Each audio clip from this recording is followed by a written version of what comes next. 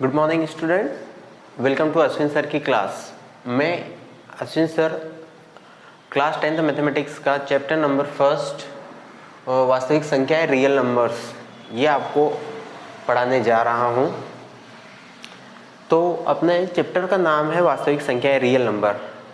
तो सबसे पहले हम लोगों को यह पता होना चाहिए कि वास्तविक संख्या क्या होती है। तो वास्तविक संख्या ऐसा नंबर होता है कि जिसकी कुछ न कुछ वैल्यू हमें मिले। अब वैसे तो अपने आप में वास्तविक संख्या एक बहुत ही बड़ा समूह बोल सकते हैं कि इसमें अलग अलग तरह के संख्याएं होती है, जिसमें सम संख्याएं भी रहेगी, प्राकृत संख्याएं रहेगी, पूर्ण संख्याएं रहेगी, परिमेय संख्या रहेगी। तो ऐसा पूरा एक बड़ा सा बॉक्स समझ सकते हैं कि जिसमें बहुत सारी संख्याएं रहेगी। तो इसमें ये जो वास्तविक संख्या रहेगी, तो हमारे काम का क्या है, हमारे काम का यह है कि एक कोई सा नंबर दिया रहेगा, उसके हमें गुणनखंड करना है। गुणनखंड इंग्लिश में उसको कहते हैं फैक्टर, और वह भी गुणनखंड कैसे करना है, गुणनखंड ऐसे करना है कि अभाज्य होना चाहिए। अभाज्य का मतलब कि टुकड़े करने के बाद और टुकड़े नहीं होना चाहिए। जैसे फर्स्ट क्वेश्चन, सपोज एक एग्जांपल लेते हैं अपन कि 140 के मुझे अभाज्य गुणनखंड करना है। क्या करना है, अभाज्य गुणनखंड करना है, इसके प्राइम फैक्टर करना है। तो अभाज्य गुणनखंड करने से पहले हमें यह पता होना चाहिए कि यह जो 140 दिया हुआ है यह कैसा नंबर है। कैसा नंबर है मतलब या तो यह सम होगा या विषम होगा, क्योंकि प्लस माइनस तो हो नहीं सकता, क्योंकि प्लस का ही हमें दिखाई दे रहा है।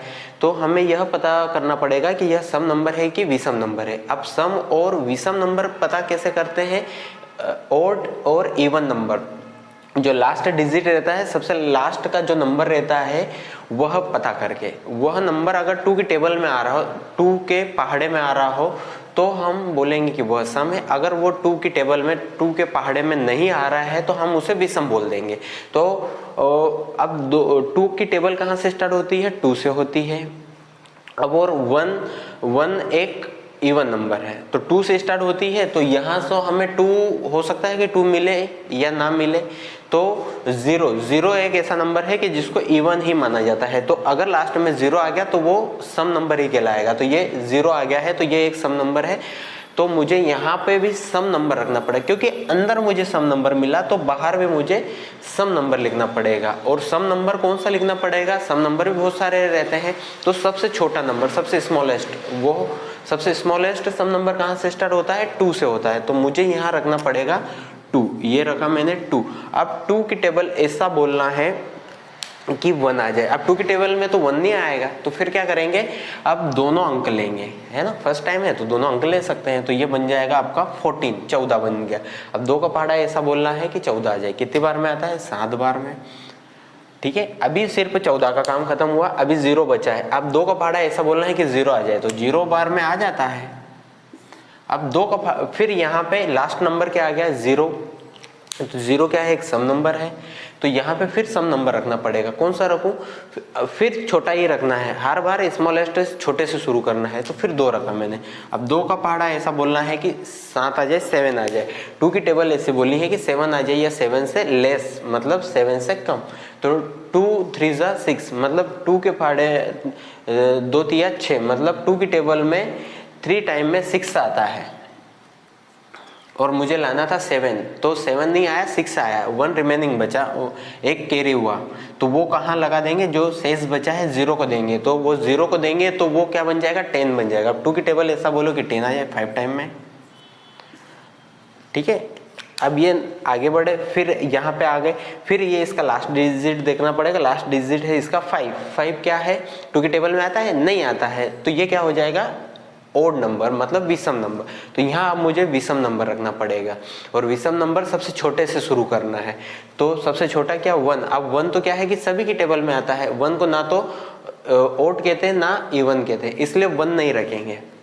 फिर रखूंगा मैं 3।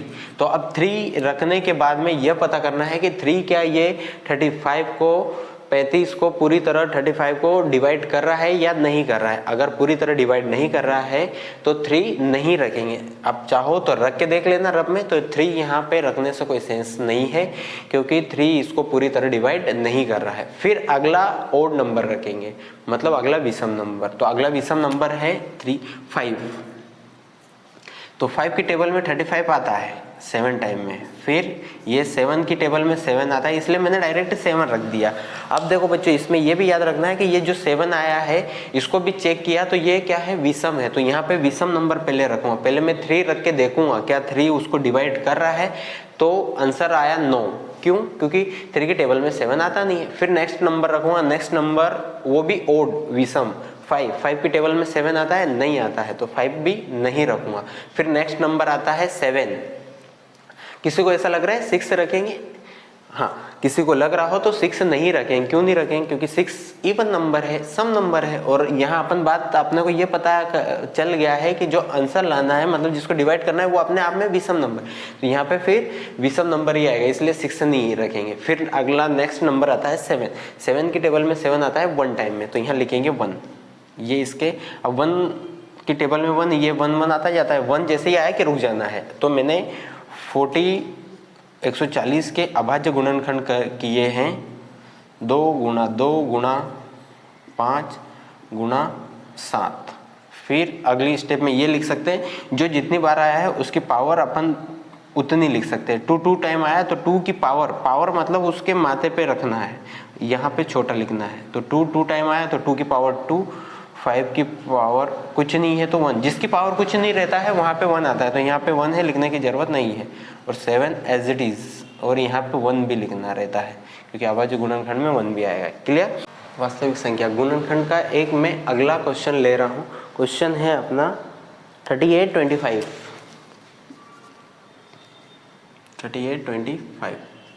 इसको डिवाइड करना है मुझे, मतलब इसके अभाज्य गुणनखंड करना है, प्राइम फैक्टर करना है। तो पहले मैं इसको डिवाइड करूंगा। पहले तो ये नंबर चेक करना पड़ेगा कि ये ओड है कि इवन है। तो ये पूरा नंबर क्या है? ये पूरा नंबर ओड नंबर है क्योंकि लास्ट में 5 आ रहा है। 5 2 की टेबल में नहीं आता है। तो पहले मैं रखूंगा इस पे 3 रख के देखूंगा तो क्या होगा। अब 3 ऐसा बहुत बड़ा नंबर आ गया तो अपन कैसे करेंगे?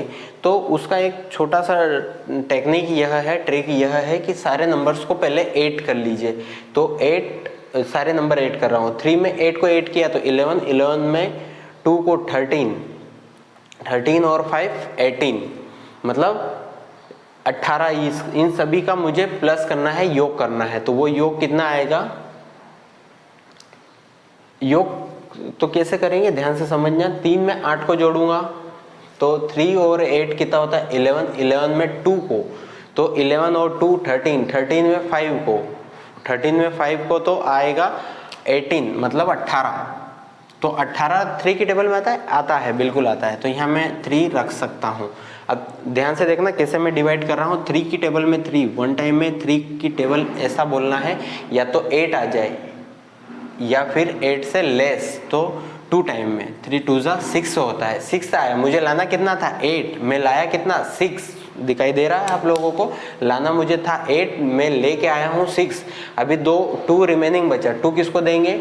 ये 2 को। तो ये बनेगा 2 में उसको प्लस नहीं करना, उसको देना है, मतलब उसके आगे जाके वो रख देंगे। जैसे इसमें लाना था मुझे 8, लेके आया मैं 6, 2 रिमेनिंग बचा। अब ये 2 किसको देंगे? आगे जो नंबर है उसके आगे लिख देंगे। आगे नंबर है 2, तो ये बन गया 22। दिखाई दे रहा है? अब 22 को भी एक बार जो नंबर लिख दिया वो आखिरी तक, लास्ट तक उसी से डिवाइड होगा। अब 3 की टेबल ऐसा बोलो कि 22 आ जाए या 22 से लेस, तो कितना आएगा? 3 की टेबल बोलो तो 3 की टेबल बोलना पड़ेगा, मतलब 3 का पहाड़ा बोलना पड़ेगा। तो 7 टाइम में कितना आएगा? बोलते ही आना है। 3 1 3 3 2 6 ऐसे। तो 7 टाइम में आएगा 21। तो लाना था मुझे 22, लेके आया मैं 21। कितनी बार में? 7 बार में। तो यहाँ लिखना पड़ेगा 7।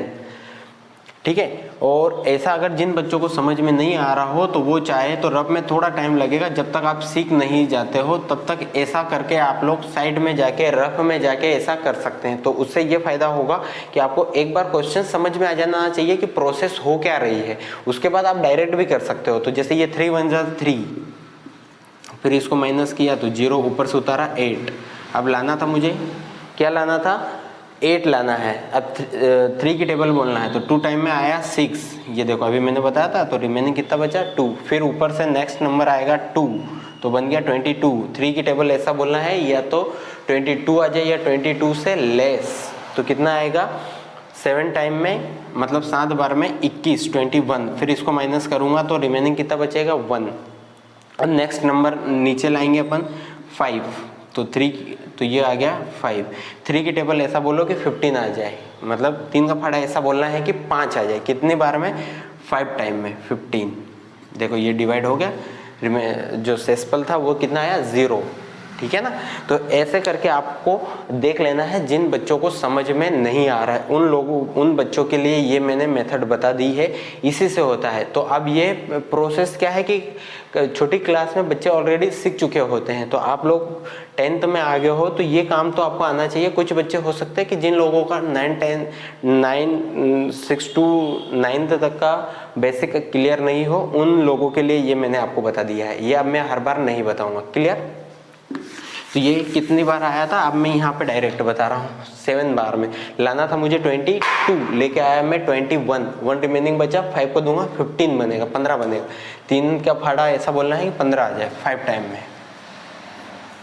फिर ये ओड है कि इवन है पूरा नंबर, हाँ ये पूरा नंबर ओड है मतलब विषम नंबर है।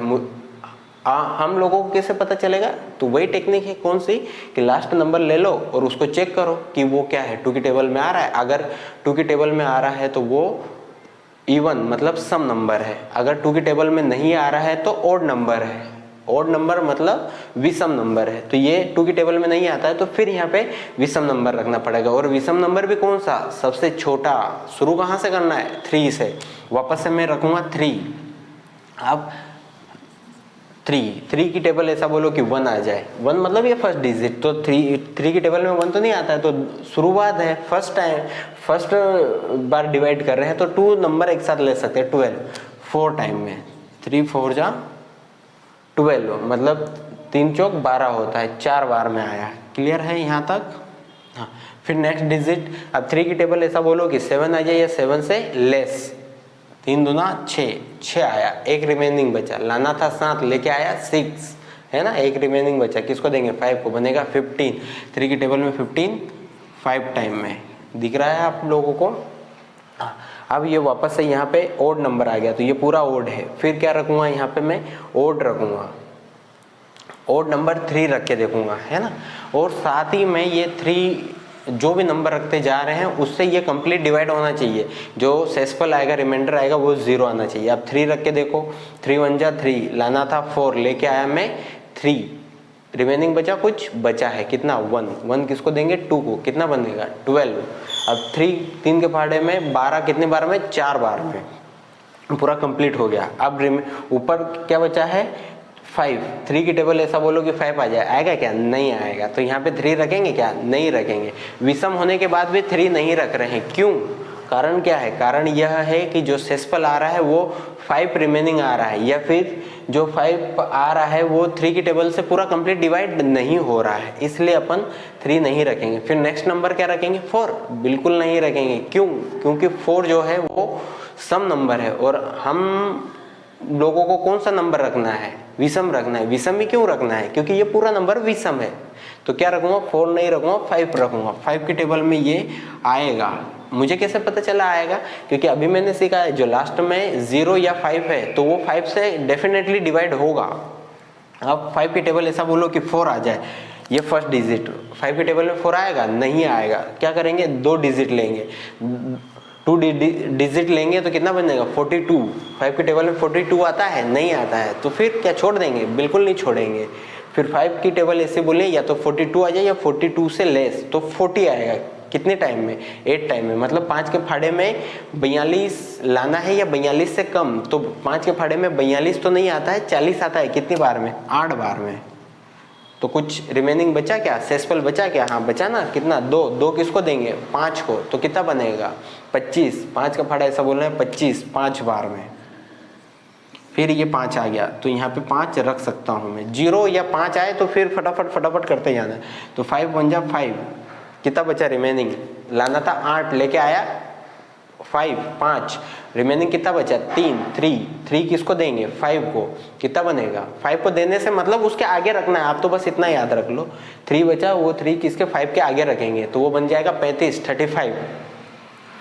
35 को क्या करना है 5 से ही डिवाइड करना पड़ेगा, कितनी बार में 7 बार में, फिर ये आ गया है। अब कुछ नंबर ऐसे होते हैं जो आपको याद रखना पड़ेंगे।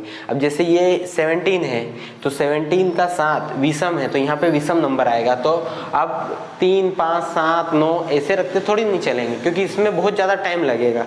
तो ये 7 क्या है, ऐसा नंबर है जो पूरा 17 ऐसा नंबर है, 17 ऐसा नंबर है, 17 ऐसा नंबर है जो खुद के ही फाड़े में आता है। तो ये 17 बार सीधा इसको भाग लगा देना एक बार।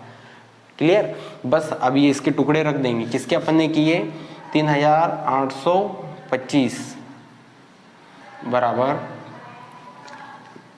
3। अब 3 ये अभी मैंने इधर आप लोगों को सिखाया है, देखो ये 2 टाइम आया था तो पावर 2 लगा है, यहाँ पे 3 2 टाइम आ रहा है तो सीधा लिख सकता हूँ क्या पावर, बिल्कुल लिख सकता हूँ, मल्टीप्लाई का साइन।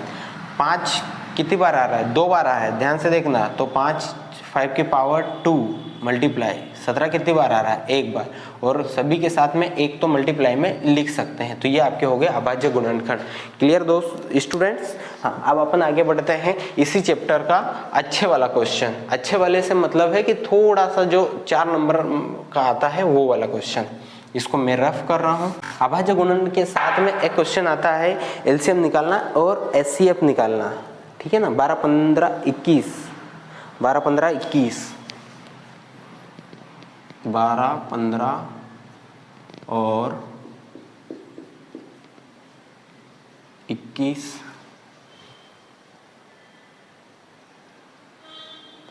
के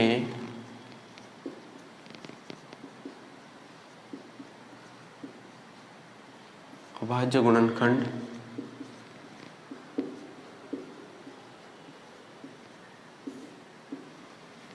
विधि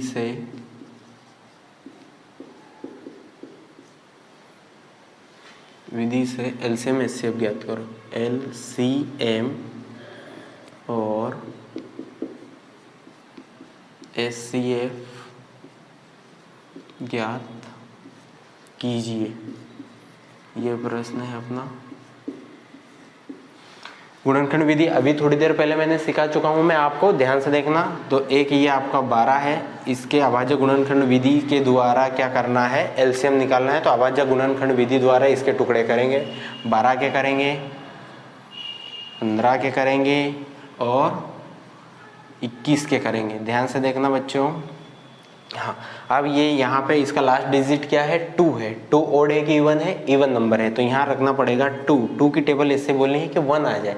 1 क्यों ले रहा हूँ, क्योंकि फर्स्ट टाइम में तो एक ही नंबर लेना पड़ेगा, तो नहीं आ रहा, तो दोनों नंबर लेना पड़ेंगे 12।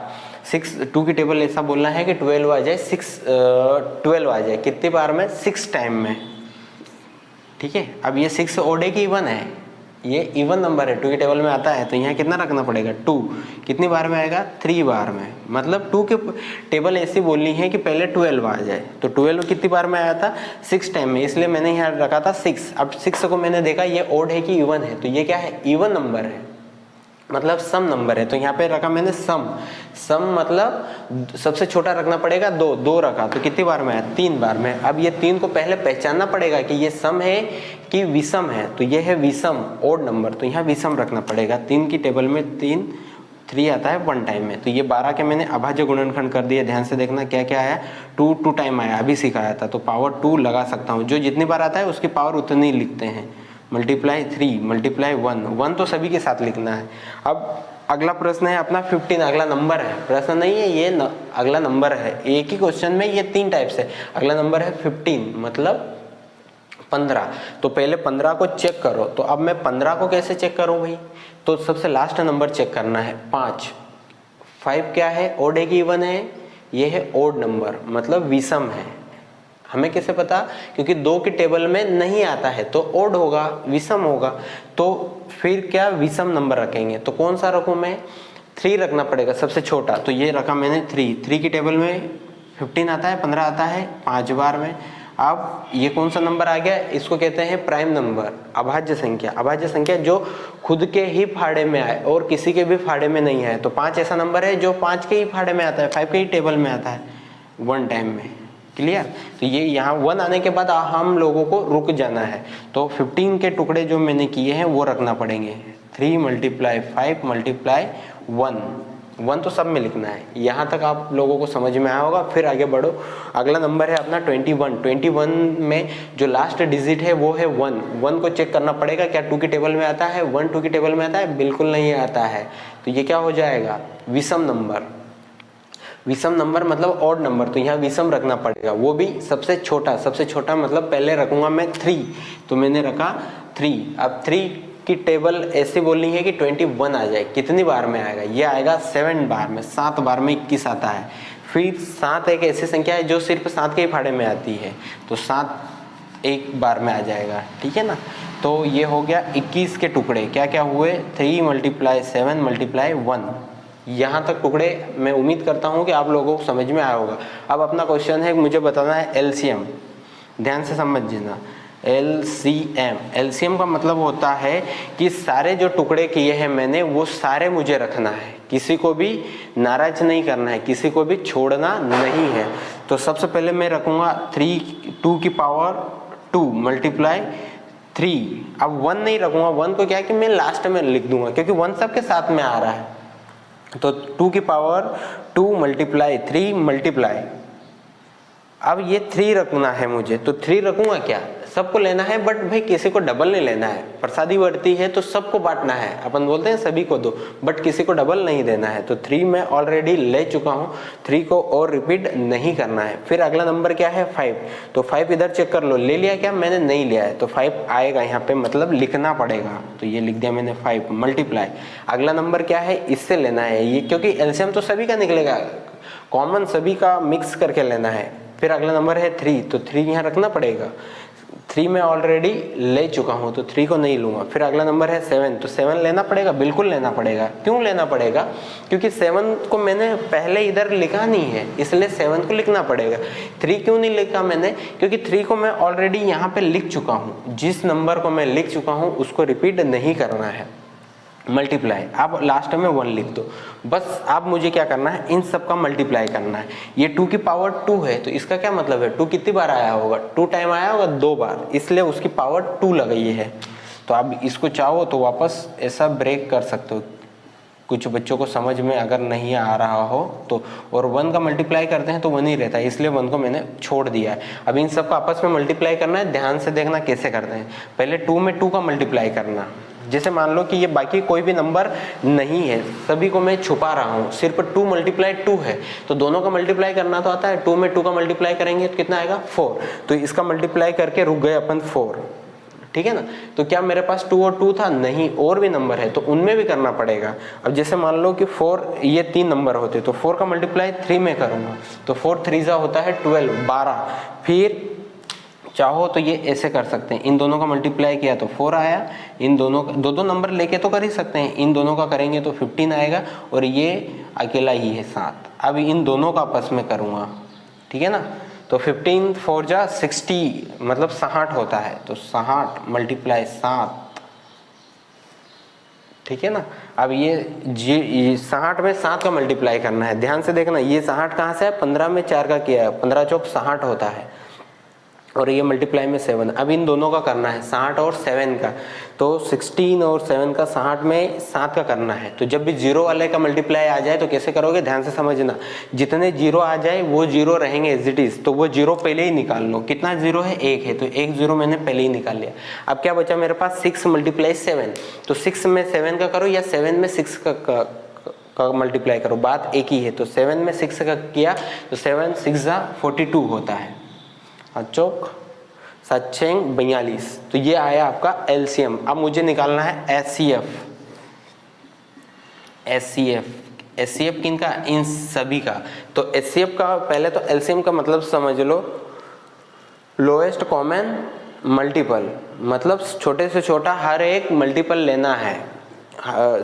एचसीएफ का मतलब होता है कि हाईएस्ट कॉमन फैक्टर, मतलब बड़ा से बड़ा हर फैक्टर जो कॉमन है वो लेना है। कौन सा? बड़ा से बड़ा।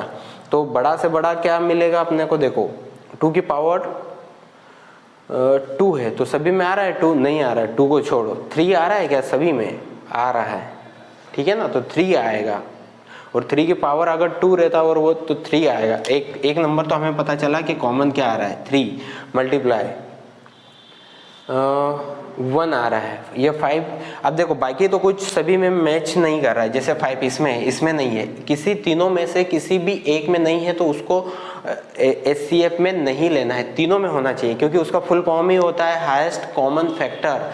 मतलब कॉमन का मतलब होता है कि हर एक के पास होना चाहिए, इसके पास भी होना चाहिए, इसके पास भी और इसके पास भी। तो 3 इन सभी के पास था इसलिए मैंने 3 लिया। 3 के अलावा कोई भी ऐसा नंबर नहीं है जो है सभी के पास है। एक 1 है तो चाहो तो 1 भी ले लो, तो इसका HCF आ जाएगा।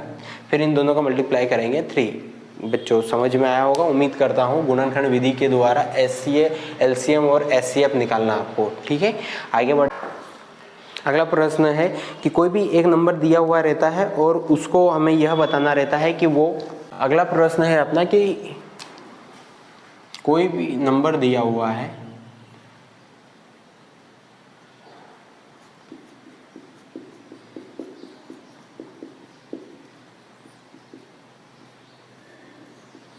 निम्नलिखित संख्याओं को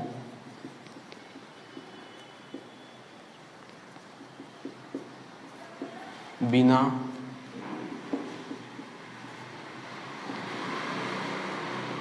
लंबी भाग विधि, बिना लंबी विभाजन विधि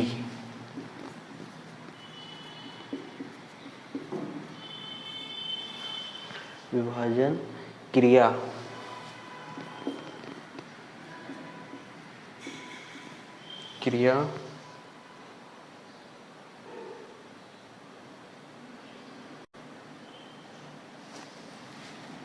से बताइए कि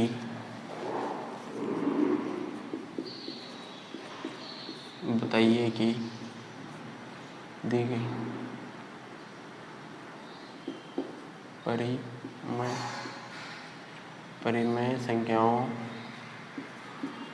परिमेय संख्याओं का प्रसार शांत है या अशांत आवृत्ति है। प्रसार शांत या अशांत आवृत्ति है।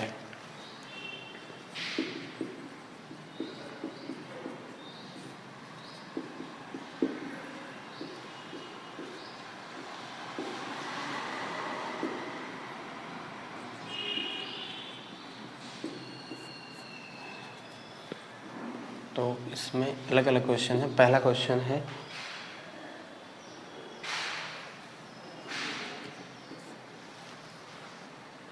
31-25।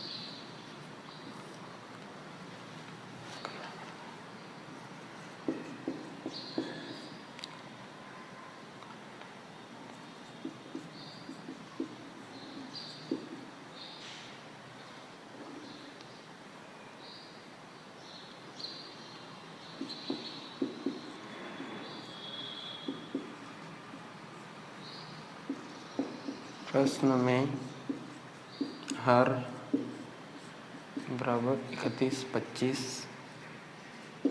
है।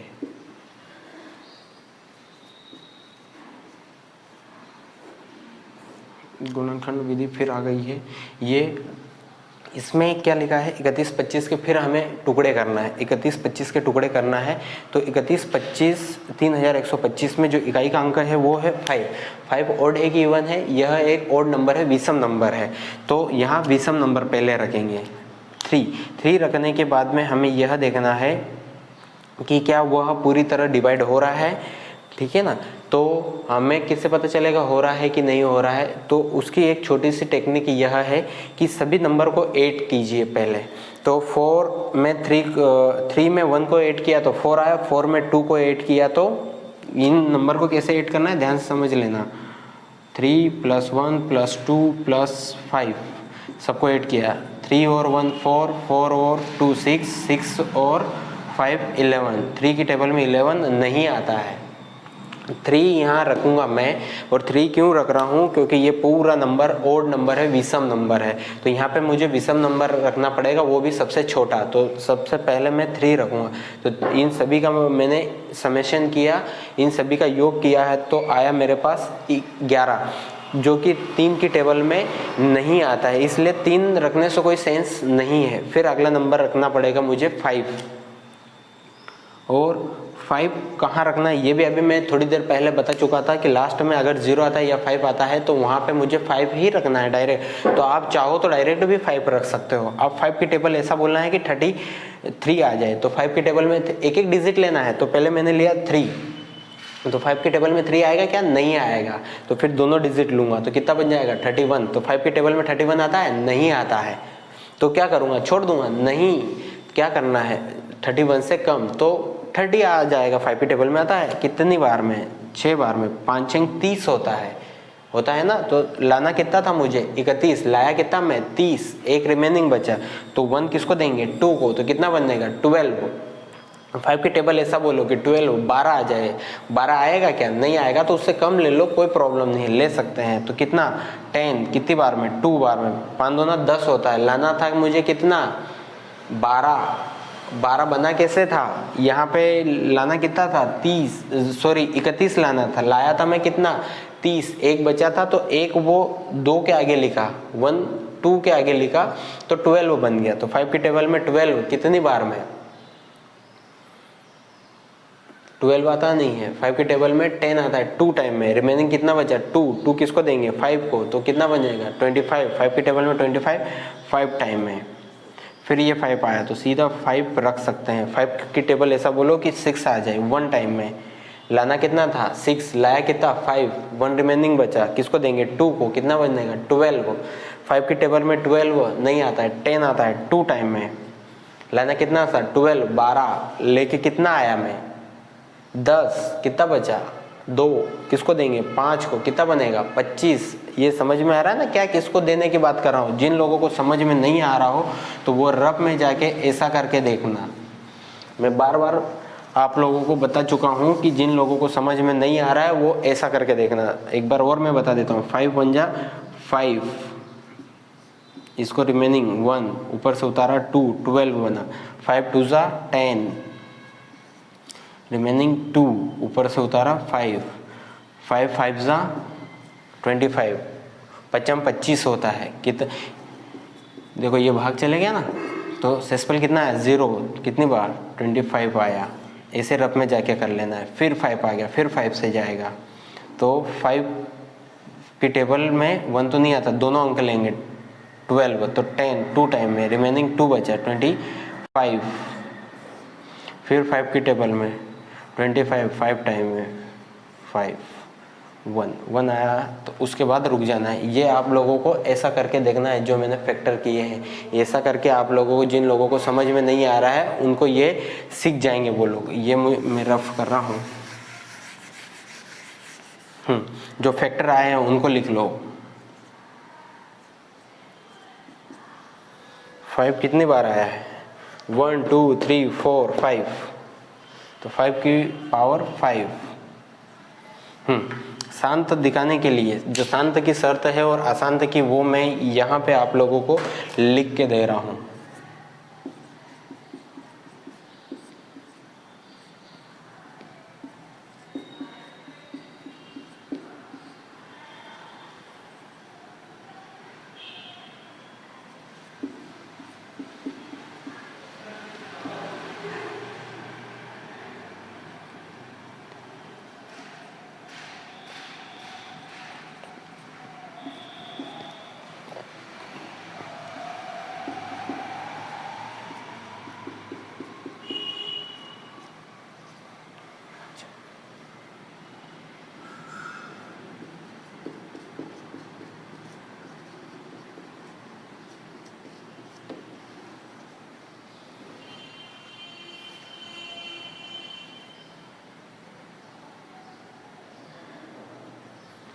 शांत के लिए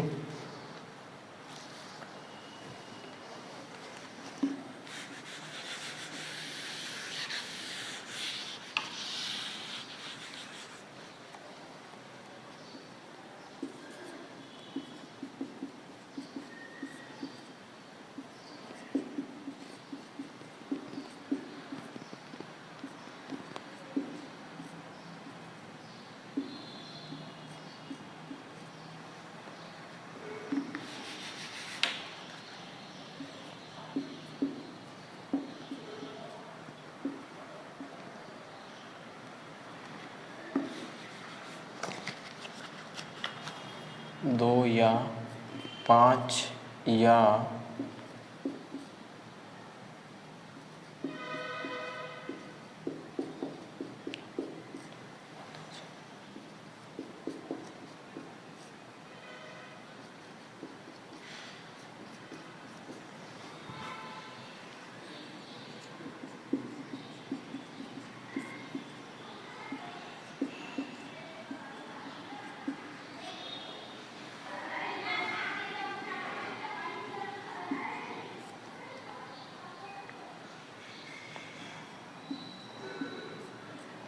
पाँच या दो के अतिरिक्त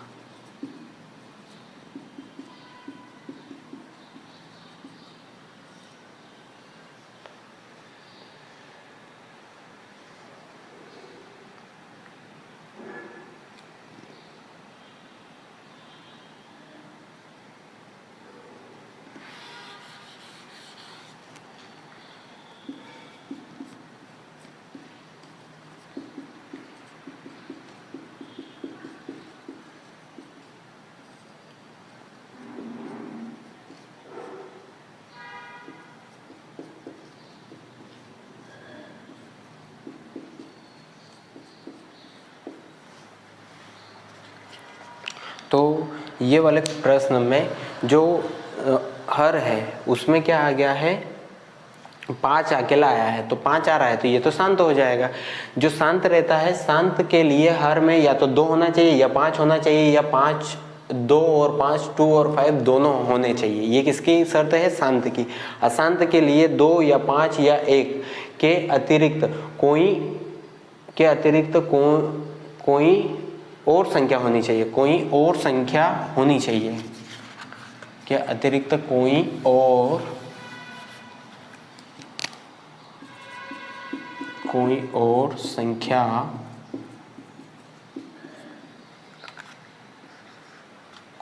संख्या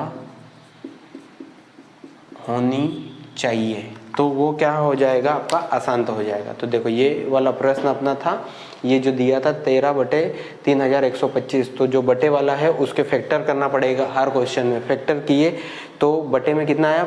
5 की पावर 5 मतलब 5 की घात 5। तो इसमें अकेला 5 आ रहा है तो ये क्या हो जाएगा? शांत।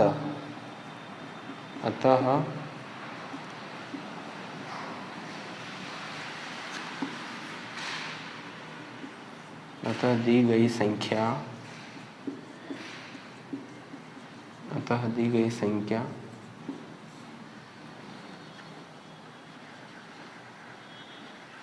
दी गई संख्या 13/2125 शांत आवृत्ति है।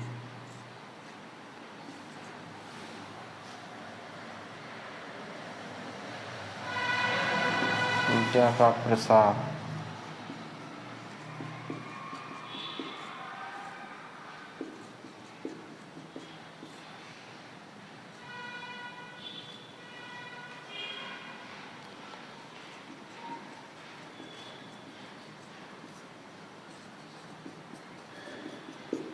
शांत आवृत्ति का है। एक बार फिर से मैं ये बता रहा हूँ कि जो भी नंबर दिया रहेगा, जो भी परिमेय संख्या दी रहेगी, उसको हमें यह बताना है कि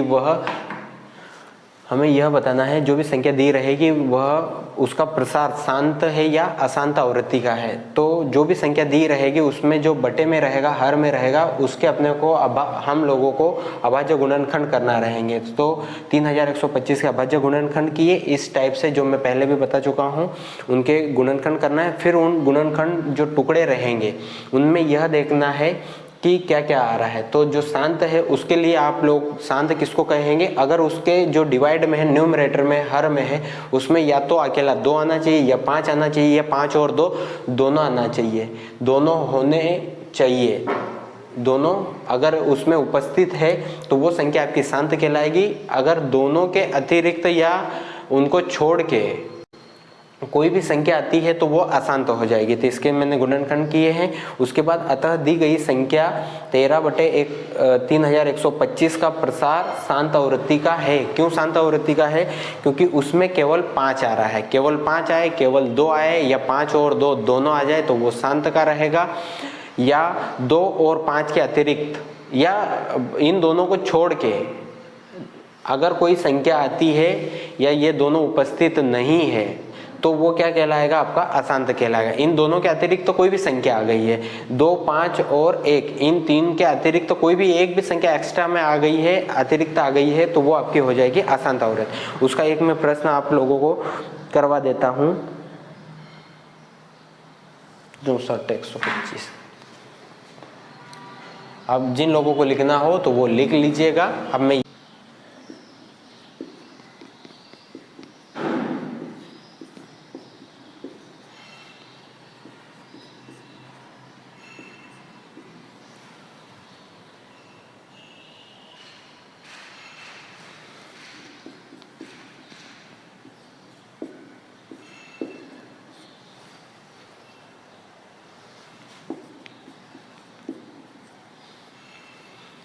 यह प्रश्न है, इसका बिना विभाजन विधि की सहायता से हमें यह बताना है कि ये इसका जो प्रसार रहेगा वो शांत है अशांत है। तो उसके लिए जो हर दिया रहेगा, न्यूमरेटर रहेगा, उसके फैक्टर करना पड़ेंगे। 455 के मुझे फैक्टर करना पड़ेंगे, गुणनखंड करना पड़ेंगे। तो यह एक विषम संख्या है तो यहाँ पे विषम संख्या पहले रखना पड़ेगी। तो मैं पहले रखूँगा 3 से इसको डिवाइड करने की कोशिश करो। ऐसा मैं हर बार बता चुका हूँ कि कैसे करना है। अगर 3 पूरी तरह इसको डिवाइड कर रहा है तो हम, अगर 3 इसको पूरी तरह डिवाइड कर रहा है तो हम ये यहाँ पे 3 रख सकते हैं। तो मुझे यहाँ 3 क्यों रखना है? क्योंकि ये पूरा नंबर कैसा है? विषम है। तो यहाँ पे विषम संख्या रख सकते हैं। तो पहले 3 रखूँगा। तो अगर ये 3 इसको पूरी तरह डिवाइड नहीं कर रहा है तो 3 नहीं रखूँगा, फिर अगला नंबर रखूँगा। तो 3 इसको पूरी तरह डिवाइड नहीं करेगा तो फिर मैं अगला नंबर रखूँगा। क्या रखूँगा? 5 की टेबल ऐसा बोलना है कि 4 आ जाए। तो 5 की टेबल में 4 नहीं आता है तो दोनों डिजिट लेंगे, 45 बन जाएगा। तो 5 की टेबल ऐसा बोलना है 45 आ जाए 9 टाइम में। फिर आप 5 की टेबल बोलना है 5 आ जाए 1 टाइम में।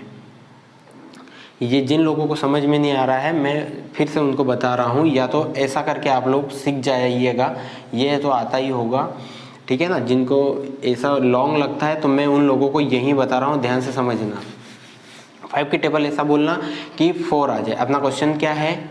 अपना क्वेश्चन ये है। तो पहले एक ही डिजिट लूँगा मैं 4। तो यहाँ पे अगर 4 रखूँगा तो 5 की टेबल में 4 आता नहीं है, फिर अगला अंक उतारूँगा यहाँ से 5 की टेबल में 45 आता है 9 टाइम में, तो 9। अब ये 2 तो मैंने नीचे ले लिए। अब मैं 5 को यहाँ रखूँगा। अब 5 की टेबल में 5 कितनी बार में आता है? 1 टाइम में, तो ये आ गया 1 टाइम में।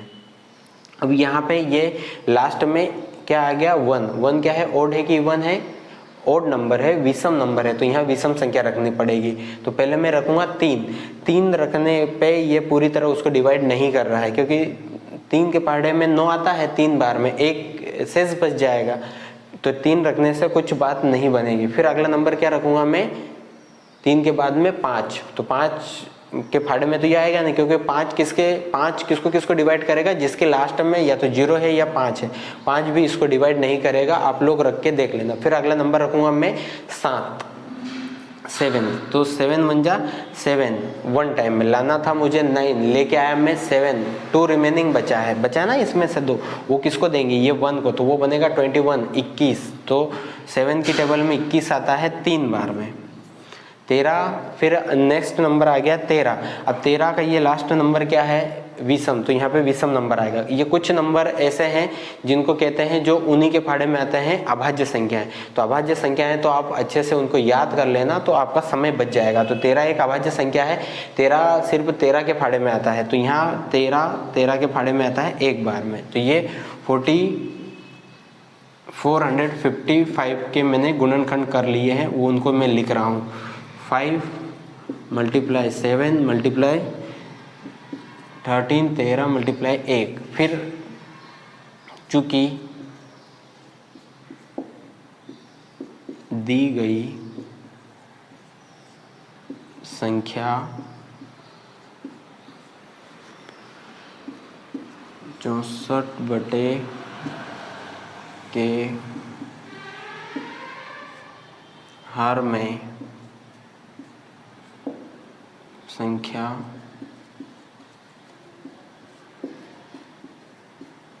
455 के अभाज्य गुणनखंड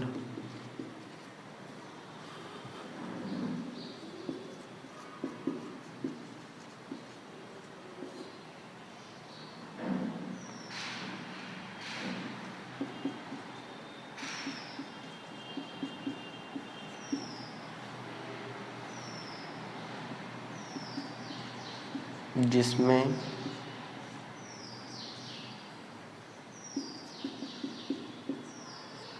सात और 13 अतिरिक्त है,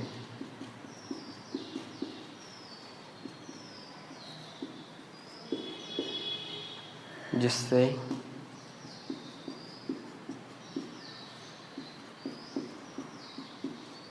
प्रसार अशांत